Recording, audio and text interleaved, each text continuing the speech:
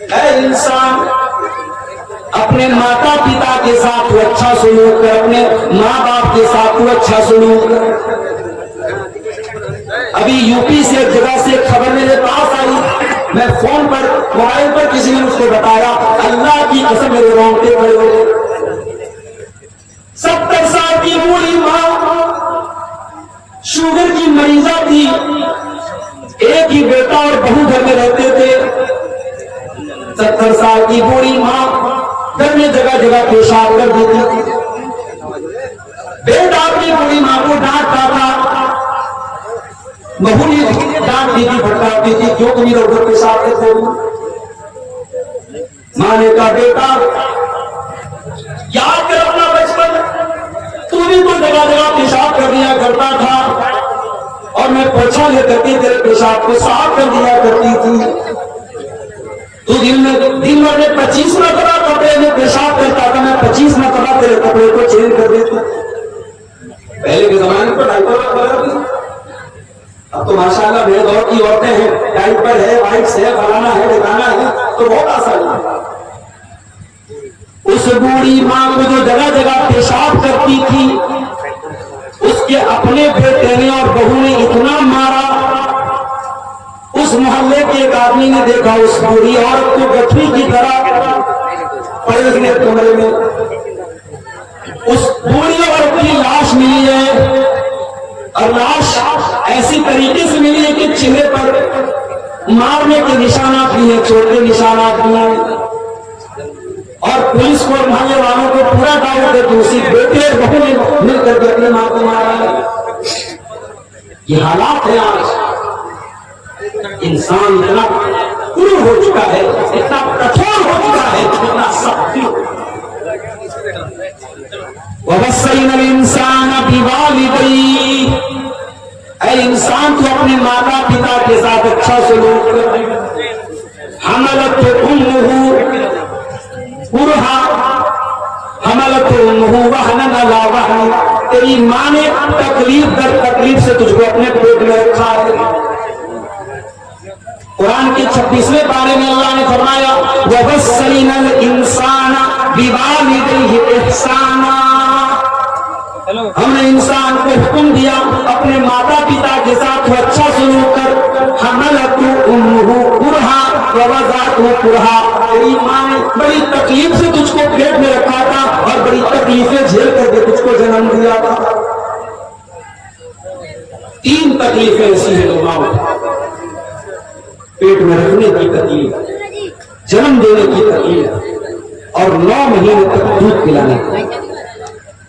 इसीलिए बाप का दर्जा अपनी जगह है, मगर मां का दर्जा बाप से भी 3 गुना ज्यादा है। दुनिया वालों, तुम कहते हो इस्लाम ने औरत को क्या दिया है, और मैं तुमको बताऊं, इस्लाम ने औरत को ये सम्मान दिया है कि अगर औरत मां है तो बाप से 3 गुना उसका दर्जा।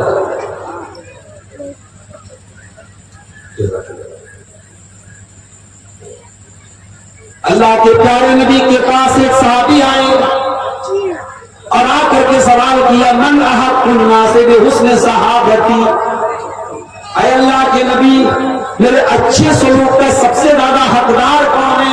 आपने फरमाया उम्मुक, तेरी मां है। पूछा उसके बाद कौन है? आपने फरमाया तेरी मां है। उसके बाद पूछा कौन है? फरमाया तेरी मां है। चौथी मर्तबा आपने फरमाया तेरा बाप है। जिस मां को इस्लाम ने ये दर्जा दिया, उस मां को आज आपने गाली बना दिया। किसी से लड़ाई होती है, मां की गाली बनती है। तुम्हें गाली देने के लिए बाप नहीं मिला, गाली देने के लिए भाई नहीं मिला, गाली देने के लिए कोई और मां नहीं थी तुझे गाली देना। तुमने मां को गाली मारा। नबी ने 3 मरतबा मां का नाम। एक सहाबी अल्लाह के नबी के पास आए और कहा, अल्लाह के नबी, मैं जिहाद में जाना चाहता हूँ, आपके साथ जंग में जाना चाहता हूँ, मैं अपने माँ बाप को छोड़ के आया हूँ, रो रही हूँ मेरे माँ बाप।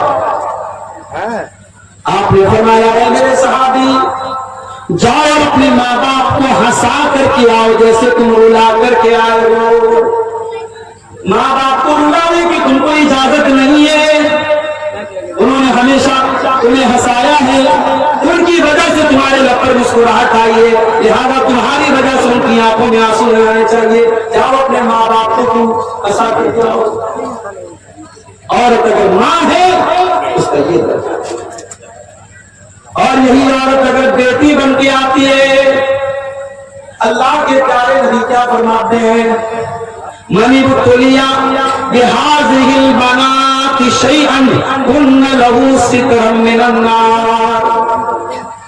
जिसको अल्लाह ताला बेटी देकर के आजमाता है, जिसका इम्तिहान अल्लाह ताला बेटी देकर के लेता है, और इस इम्तिहान में वो खरा उतर जाता है, अल्लाह के प्यारे नबी फरमाते हैं कुन्न लहू सित्रम मिनन नार।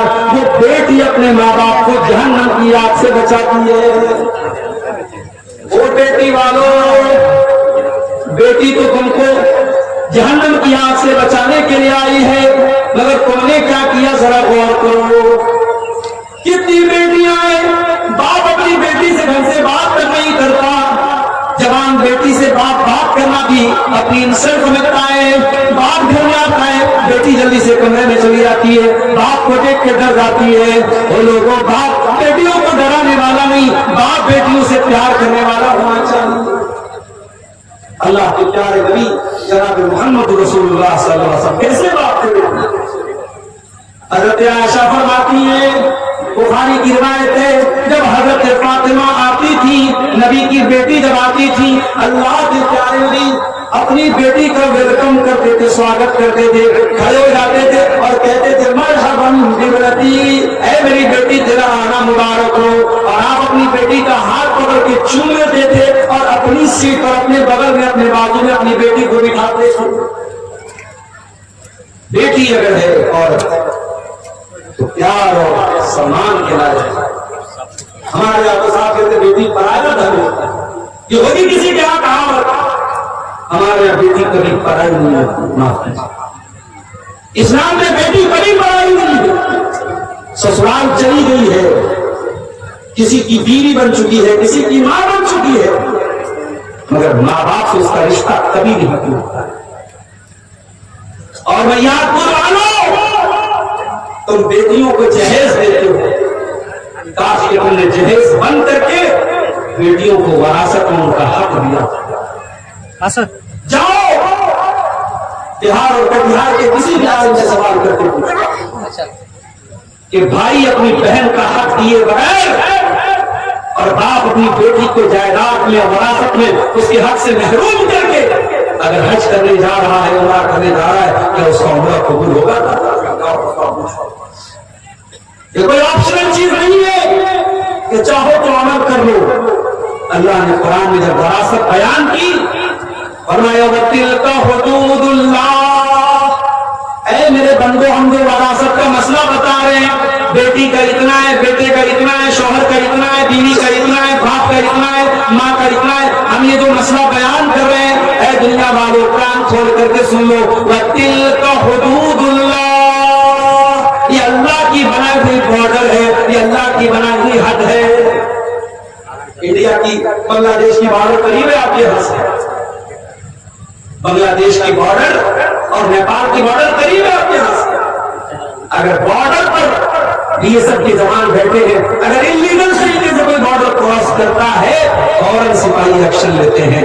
इलीगल तरीके से किसी को किसी दूसरे देश की सरहद में जाने की इजाजत नहीं है। अल्लाह कह रहा है वरासत का जो कानून हमने दिया है, ये अल्लाह की बनाई हुई बॉर्डर है, ये अल्लाह की बनाई हुई हद है, ये अल्लाह की बनाई हुई लिमिट है। इसको क्रॉस करोगे तो तुम इलीगल मानोगे। बाप के मरने के बाद भी बाप की वरासत में बेटी का हक है।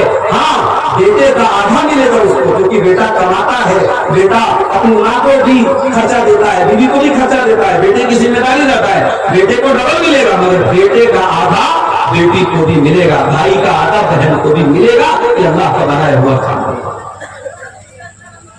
इस्लाम में बेटी पराया धन नहीं होती है।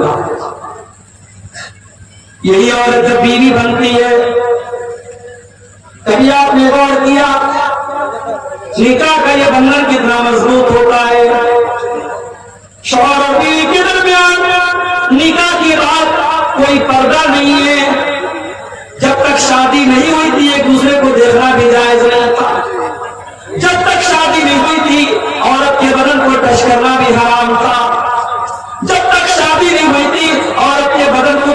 भी हराम था और आज निकाह हो गया, सर से पैर तक औरत हलाल हो गई। ये निकाह की बरकत है। और इस निकाह में अल्लाह का नाम लेकर खुतबा निकाह पढ़ के काजी साहब इजाजत कबूल कराते हैं, मौलवी साहब निकाह पढ़ाते हैं, अल्लाह का कलाम पढ़ के दुल्हा से कहते हैं कि मैं तेरा निकाह फला के साथ कर रहा हूं। अल्लाह का कलाम पढ़ करके ये निकाह किया जाता है। इसीलिए अल्लाह के प्यारे नबी ने अपने आखिरी खुतबे में हज्जतुल वदा के मौके पर अरफात के मैदान में 1.25 लाख सहाबा को खिताब करके फरमाया था, इत्तकुल्लाह फिन निसा, ऐ लोगों तुम औरतों के बारे में अल्लाह से डरते रहना।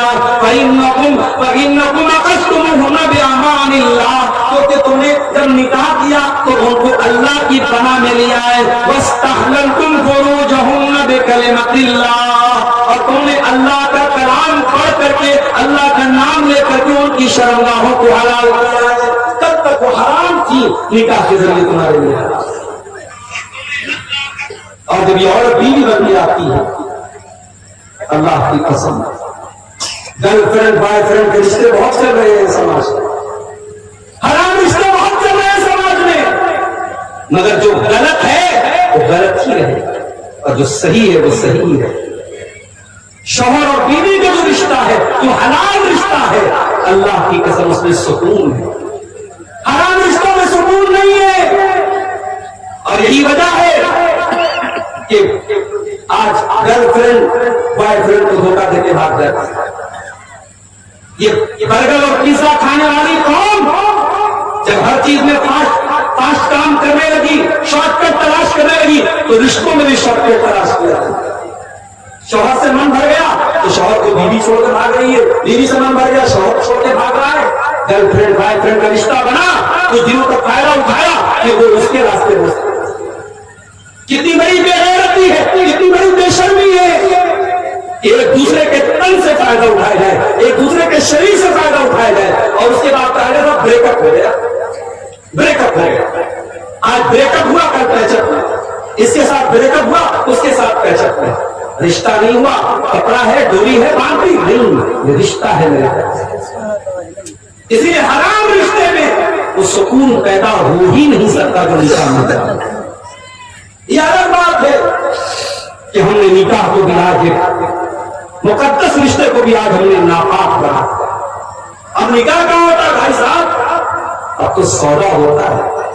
लड़का जितना क्वालिफाइड है, लड़का जितना पढ़ा लिखा है, लड़का जितनी अच्छी जॉब पर है, उतना महंगा सौदा लगाया जाता है। 3 लाख देना पड़ेगा आपको, हमारे लड़के को विलेज चाहिए।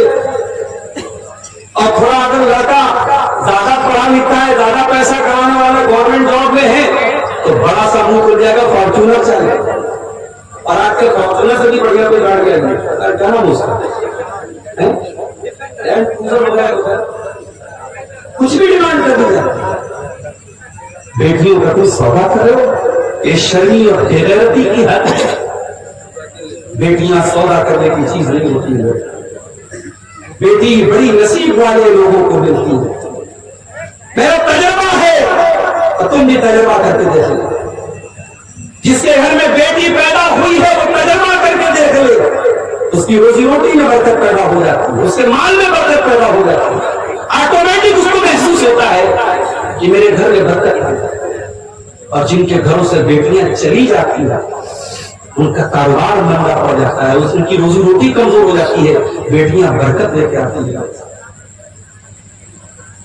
और अब बेटी ये बरकत लेके आई, माँ है जन्नत लेकर के आई, बीवी है सुकून लेकर के आई। वमिन आयातिही अन खलक लकुम मिन अनफुसिकुम अज़वाजन लितस्कुनू इलैहा।